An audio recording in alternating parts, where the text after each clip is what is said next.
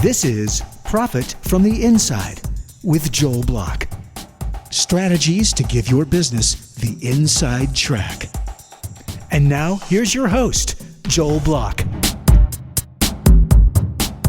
How do we pull the best from many cultures together to produce the most high-performing teams that are possible? To answer that question, Dr. Karen Jacobson. Karen, thanks very much for joining us. How are you? I am doing fantastic. Thank you for the opportunity to share with your audience and your show.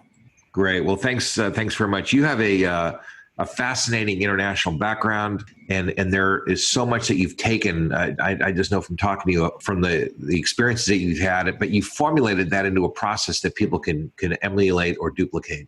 So let's talk about that. First, let's hear a little bit about your background. So where have you come from, and how did you get to where you are? I've had the opportunity to live overseas. As a matter of fact, I just returned from a short visit to Israel, which is where I spent about 15 years of my life, mainly from kindergarten through my military service there. And I had the rest of my time was spent between New York before and right after living in Israel. And I've been in Arizona now for the past 20 years. Wow. So, and I imagine from the many different places that you've lived, you've gotten a lot of different kinds of perspectives. You've seen a lot of different kind of people, some good ones, some easy ones, some not so easy ones, and all that. What kinds of things have struck you most about being in different places? What's the most significant thing about having moved from place to place? I would say that Joel's a theme that I actually focus on when I speak with clients, when I speak at conferences. I talk about the fact it's really easy to target differences. But the unique thing is that we're all human beings. And if you look just beyond the surface, you're going to find commonalities. And commonalities is what unites us and what allows us to grow. And by finding commonalities, you have the opportunity to take a relationship to the next level, whether it's personal or business. Human beings are 99% the same. All of us, no matter where we are on the planet, we're 99% the same. So in order for us to kind of understand one another, we have to kind of focus on that 1% that's different, and then we kind of make an extra big deal out of that 1%. That's at least what I notice. And when you travel internationally, and I've traveled a lot, I haven't been away for as long as you have in different places, but people in different places, they really are different. I mean, they think different. We get very isolated here in the United States, but people in other parts of the world really see the world in a different way. And what are some of the big things that you've seen in other places that people may see differently than us? To give you an example, sometimes it's not even the big things, it's the little things. So when I traveled to Israel, I had the opportunity to rent a vehicle, and I noticed something very simple. In the US, when we look at traffic, usually you'll see that the lights will change in what sequence. They'll go from green to yellow to red. And then when you have the right to start traveling again, the lights go from red to green. Right. It's different in Israel. The light will go from red to yellow to green. In their thought process, they put one extra step. Why is that? What does that mean? It's readiness for them. And one of the things that's very common in the Israeli culture is about preparedness and readiness. Huh. It's something that I learned in my service in the Army. It's something that I learned years before that when I was in the Scouts. And it's about always being prepared for what the next thing is and for what the next step is. And that shows up even in something simple as a traffic light. That is a fascinating thing. So, because listen, these are people that live in a dangerous environment, and they have to be ready all the time to do what they need to do to protect themselves. And so they build readiness into very simple parts of their life, just to if the light's going to be changing to green, get ready, stop, get off your phone and get ready to drive or whatever you got to do, right? Absolutely. It's amazing. Yeah. And the thing is, I think the important thing to note is, how does that affect you as the traveler or as the consumer? Because how many will actually pay attention to that and take their time, and how many will attempt to make the shortcut and travel before the light is green? Because that's something that I noticed there as well. Did people try to get a head start? Getting a head start, absolutely. Huh. Well, listen, what we always talk about on this show is the inside track. We talk about, there are people who are better at some things than other people. There are people that are more capable. They move further. They're better restaurateurs. They're better marketers. They're better this and that. And so we always like to know what the inside track is. For you, how do you, take the lessons that you've learned from different places where you've been and create an inside track? Where does that, how does that fit in for you? Because I know you've got a whole peak performance mindset, the whole program around that. How does it work for you? One of the things that I've gained from the perspective of different cultures, and especially growing up in a melting pot such as Israel, being able to learn different language, being able to meet people from different cultures, it really gave me the opportunity to get to know human behavior. And after all, if you want to get the inside track and connect to people, you have to understand what motivates them, understand how they think and how they behave in order to be able to relate and connect with them. One of the most fascinating things, and this is my interest in this, is if you read any religious scripture, from thousands of years ago, and all the world's religions and things, the one thing that people in those days, to me, the big issue, the big thing that comes out of all the scripture from all the different religions that I've looked at, is they understood human behavior. They understood a lot about people. They seem to understand people better than we understand them now. They just really understood that we're the same as we were 5,000 years ago. I mean, people in every corner of the world, they all take shortcuts, they all cheat, they all do some good things, they all do some bad things, they all lose their temper. I always found it fascinating. So what are some of your takeaways? I mean, what are some of the things you've seen, and how do you apply that? I would say that different cultures give people different value systems, especially around life and what's important.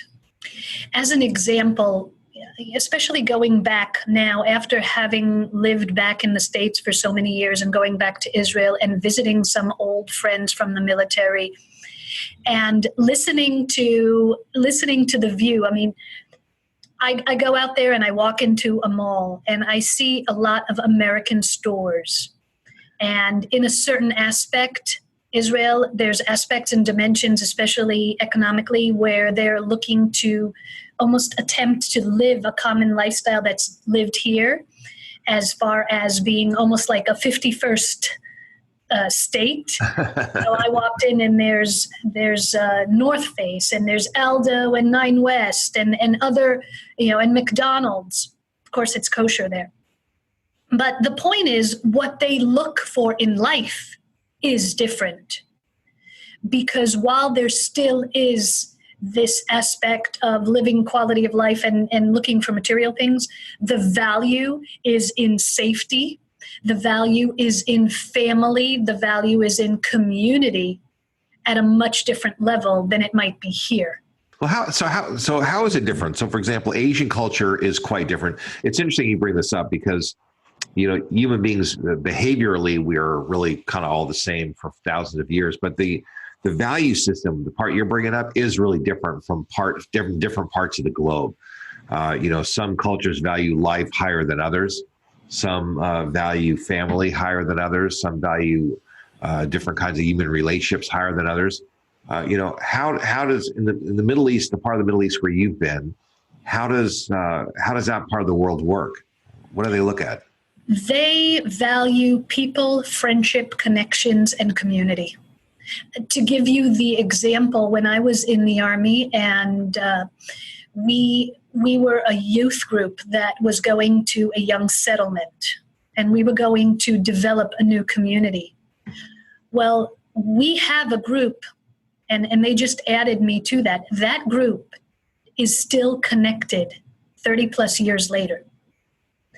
And that's not the same as what you might find here. Yes, you'll have people that have childhood friends, but to have a group like that will connect and meet on a regular basis and have daily messages, that there's a certain level of loyalty, there's a certain level of connection that I had found is stronger than bonds that I've found here. Because Israel in so many ways is so small, and there's a struggle for survival continuously, and therefore they rely on each other, they connect with each other differently. And that's one of the things that I brought with me here when I came back to building relationships around myself. So how do you, the clients you have, the business clients you have, how do these lessons help you to work with those clients? How do you install or instill some of those lessons or values into companies? Not the religious part and not even the political part, but how do you take the human lessons and build them into companies that you're working with? I'll give you an example. One of the companies that I consult with right now is they offer opportunities for actually somebody that you know, that they multifamily homes, and it's a family type of company. It's a small business that's family style. And what they mean by family style is that literally there are family members in there, but they've created their extended family. And the key thing in my approach with working with them has been the opportunity to help them develop and divide. And what I mean by that is understand each other, understand how to relate to each other, and create clear division in what they're doing, so each one of them has their place and their process without crossing boundaries, because that's something that does happen often. Okay, so when we talk about peak performance, you can't be a peak performer if you're doing everything. That's number one. I'm hearing you say that right now in different words, but you can't be a peak performer if you're doing everything. So let's talk about strategies that make you a peak performer. One is isolating certain kinds of skills or certain kinds of activities. Go ahead. Keep going on the same track, but go ahead. So in peak performance, the key thing is understand what your strengths are, what your skill sets are, and understand where you also need to delegate. And there's a clear delineation, because at times, if you are a driver, if you are goal-oriented and you're looking to create and achieve success, you just want to go forward. And at times you might be in a place where you'll either do it on your own because no one might be able to do it as well as you do, or you might tend to delegate that and micromanage. And then with the aspect of micromanage, number one, you'll end up with reverse delegation, because it will fall back on you. The key thing is understand your team's strength, their skill sets, and learn how to delegate and place things to them in an appropriate fashion. So I'm kind of getting another thing here. So one, there's peak performance of people, and there's peak performance of an organization. So do you work on both sides, or do you help? If you have an organization of all peak performers, that still doesn't mean you've got a peak performing organization. Because their procedures and processes may not be intact. Right. They could all be going in different directions and flying all around. It's about what we would call, taking that in from controlled chaos and streaming things that they all work in a parallel line towards a common goal. That's the difference between some of the older style of management, which was manager and workforce, versus today as we move towards leader and team, where the team has a vision, has a mission, has goals, and you now understand the human element, and each player has a place in that team, so that together you're driving the machine forward. And whether it's looking at it from the point of a machine, whether it's looking at it as tactics in putting together the puzzle, or whether you're looking at an athletic team. Everyone's going to have their place. Everyone is going to be able to perform to their highest with an interrelationship with someone else, not as solo players. So are there any rules of the road? Is there any kind of guidance you can give us about how to kind of do that on a self-serve basis? How do you get the team working the best that it can work? The first thing would be to understand your individuality, your role within the team, your strengths, and your challenges. Now, are you talking about each person, or are you talking about the manager or the team captain? It's both. The team captain is the one who will have the overview and understand, but in order to create an effective team, we need to understand each other. Because if you and I are on the same team and there's a manager above us, a leader, who may not understand our strengths, then they may not be able to utilize us in the best fashion. Now, if I'm supposed to work with you by the same token, and I don't understand 100% what your strengths are and how to communicate with you effectively, I'm missing the boat. See, I like this approach, but I also, have this little thing in the back of my head going, there's just so much competitiveness and people are out for themselves. And, how do you get past all the noise because what you're talking about is such a utopian, wonderful way of approaching things, but it just doesn't seem to happen very often in companies. So how do you get past all that crap that gets in the way? Well, part of what gets in the way is our values. And I will say that companies are changing because the generation and the values and the thought process behind different generations is different. True. Whereas as baby boomers, we were more competitive, and it's more, we're part of the same company, but I'm driving my own truck. Today, and it's more like, let me see how much I can get, because we lived in an era of he who has more toys wins. And we moved today towards a collaborative process, especially with millennials, where they want to decide together who's going to be the one driving and how they're following.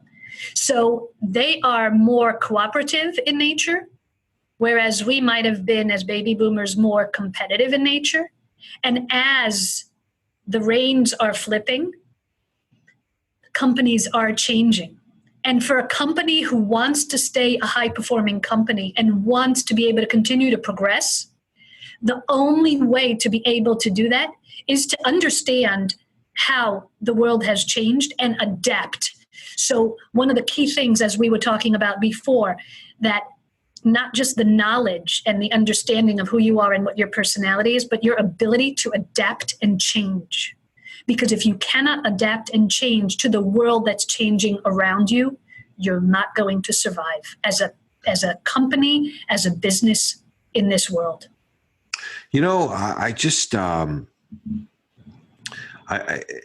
sounds like such a great concept, and I have a little bit of difficulty understanding how younger people, really what's there. I noticed that there's something different about younger people, and I'm having a hard time personally putting my finger on exactly what the differences are so that I can relate to it.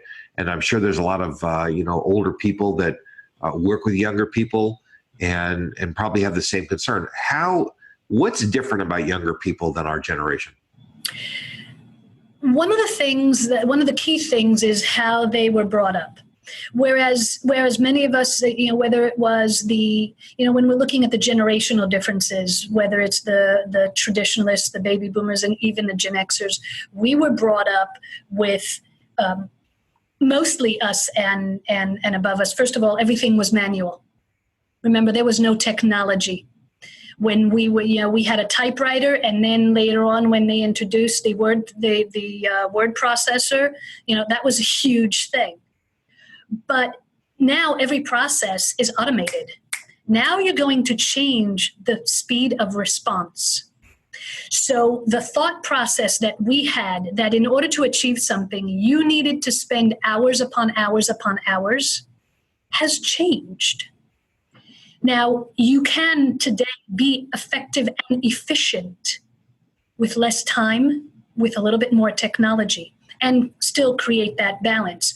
What they're looking at is, how do I use technology and hack time, hack processes, and become more efficient and effective, potentially in less time. So whereas they might need to come and learn some of the values that we've brought in, we have the opportunity to learn some of the technology and use it to our advantage. That is really that's a really interesting it's an interesting thought process, because I think all the time what's different about the kids, and the kids are, and I'm not, when I talk about kids, I'm not talking about people under 30 years old, even 35, but it's true. They take for granted things that were like a big shift for us, and that does make a big difference, and that plays out probably in their level of patience. That they want things to happen instantly. The way they communicate's different. They're just, a lot of things are different. For better, for worse, some things, but very fascinating. So for companies to get the inside track and to really take the most direct line to the money and most direct line to everything else that they need to do, what are some of the things that they need to be paying attention to? Because that's really, at the end of the day, that's what business managers and C-suite executives want to know, is how am I going to take the shortest line to the money and everything else that's important to me? In the past, we used to run our businesses and we used to promote based on our hard skills and knowledge of a task. And today, 93% of people are promoted because of what we would call soft skills. Now, personally, I don't believe they're soft skills. I believe those are core skills.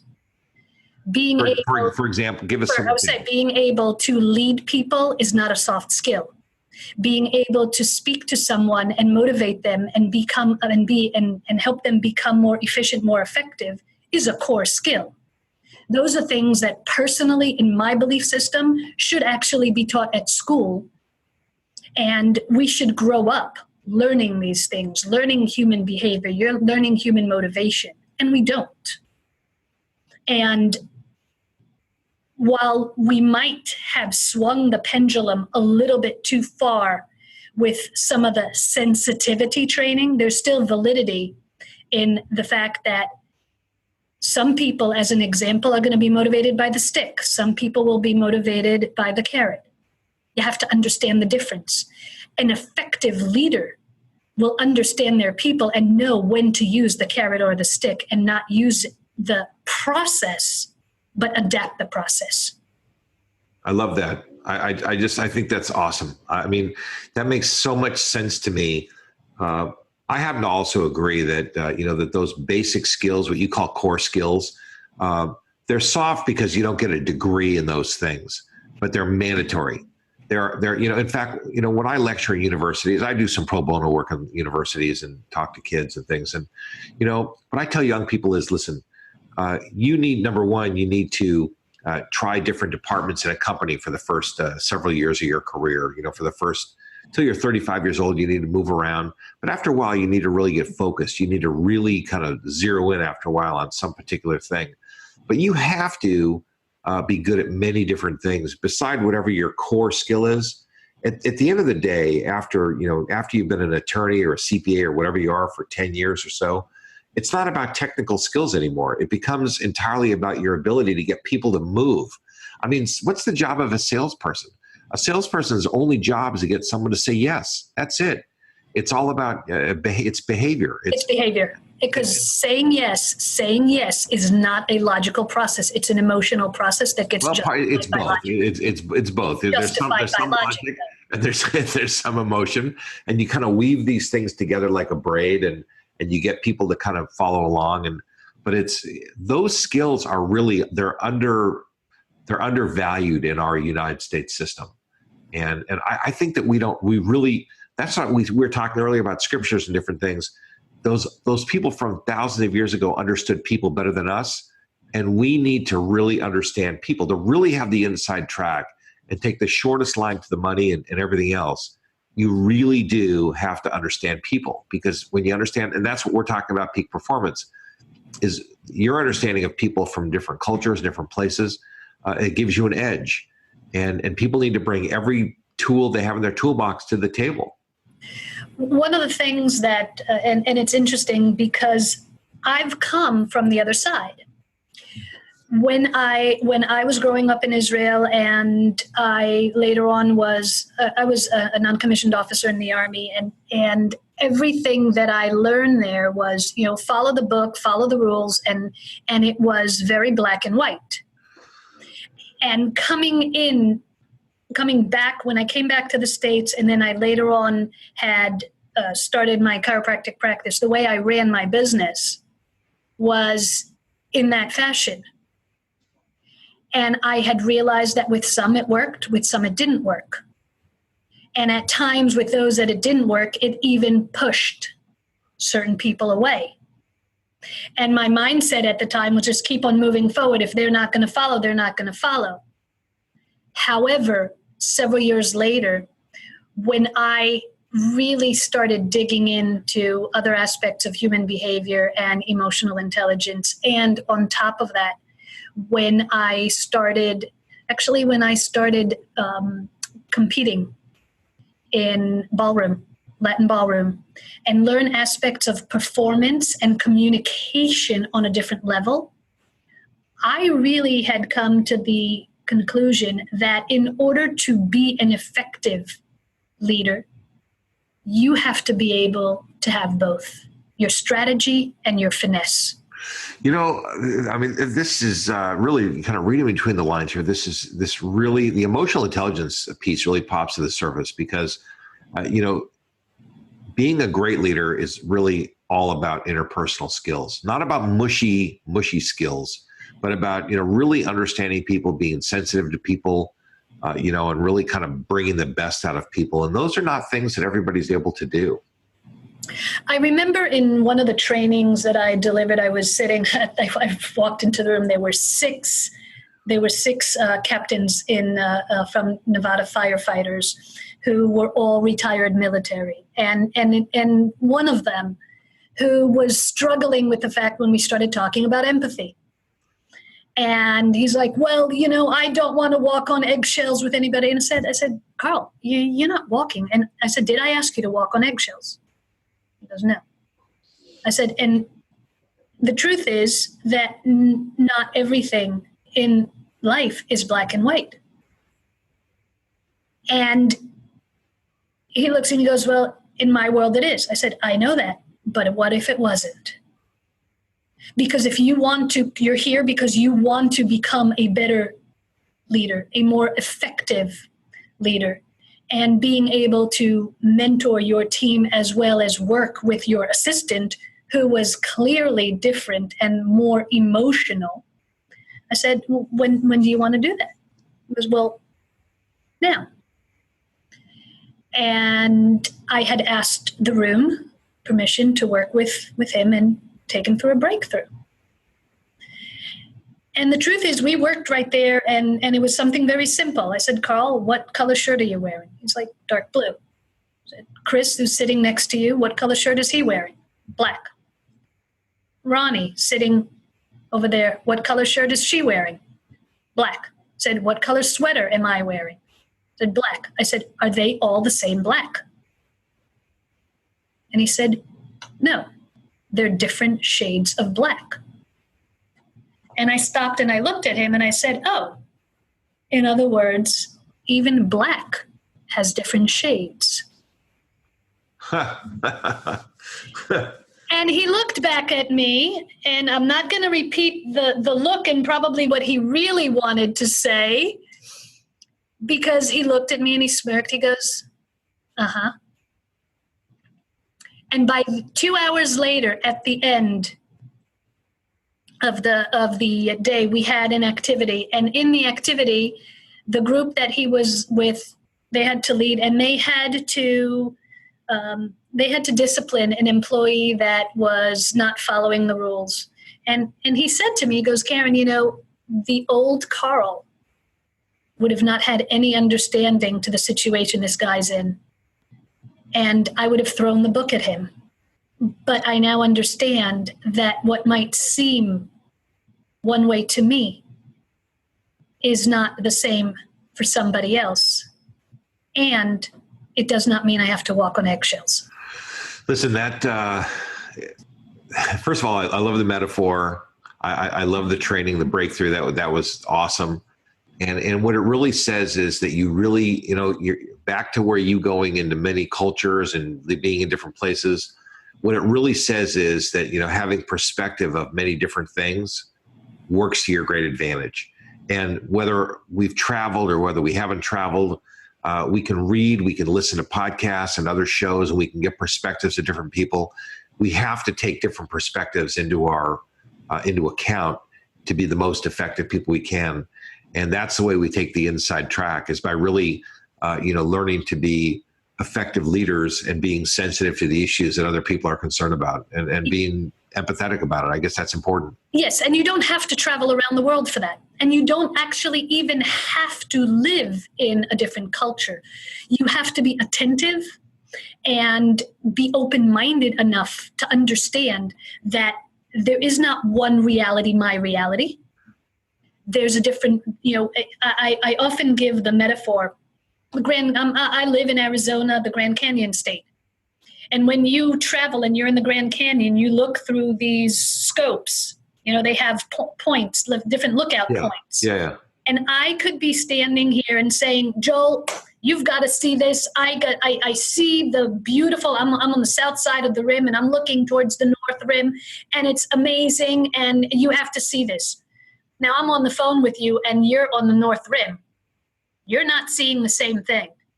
The only way that you can have an understanding is if we come towards each other. Or if you come and step into that spot that I was in and see the same view that I was seeing. And an effective leader who wants to be able to relate to their team members, to their company, and lead a powerful company has to be able to step into their shoes. It does not mean they have to carry their pain. It does not have to mean that they actually have to even justify and agree with what's happening. They have to understand. Yeah, you know what, Karen, that is awesome. I mean, that really, it's awesome advice. It's realistic advice too. And it's not asking too much of somebody to try to look at the world through somebody else's perspective, because even if I was on the north and you're on the south and we're seeing the same thing, but it looks totally different, and the colors are different. I mean, these are great metaphors. They're just great metaphors, and they really work. So, thank you very much for sharing. I mean, this has really been really cool. It's you've got a really interesting perspective, and I'm sure you do great work. Tell us a little bit about how people get a hold of you and the kind of work you do. Just give us a couple seconds on that. I offer opportunities for speaking engagements, whether it's keynotes, breakout sessions, and training programs. Training programs could be half a day, full day, depending on the company needs. And they're in the areas of high performance, which includes my high performance triad of leadership, language, and lifestyle. I'm present on all social media, from my website to Twitter to Facebook to YouTube. Everything is branded under Dr. Karen Jacobson with an S-O-N. And I send out newsletters, and there's actually even an opportunity on my website. I have a free ebook if somebody might be interested in understanding how to become an effective high-performing leader. So it is the seven strategies for high-performance leadership. Well, I'll tell you what, we'll publish the website address, and then people can find you, right off the blog address. Is that okay? Absolutely. Great. Listen, thank you very much for joining us. It was a pleasure, and we appreciate you being here. Thank you, and have a fantastic day. Will do. You've been listening to Profit from the Inside with Joel Block. Strategies to give your business the inside track. For more insights and to learn more, visit joelblock.com.